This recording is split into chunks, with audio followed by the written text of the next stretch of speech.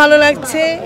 এরকম পরিবেশেই আসলে আমরা সবসময় আশা করি, আর খুবই আনন্দ হয়। তবে আমি এবার অসুস্থ ছিলাম, যার কারণে রোজার মধ্যেও আসতে পারিনি, আজকেই আসলাম। তারপরও আনন্দটা বেশিক্ষণ করতে পারবো না, আমার চলে যেতে হবে, পায়ে ব্যথা আর বাচ্চাদেরকে বাসায় রেখে আসছি। ইনশাল্লাহ আশা করি যে যাদের জয়ী হওয়া দরকার তারাই যেন হয়।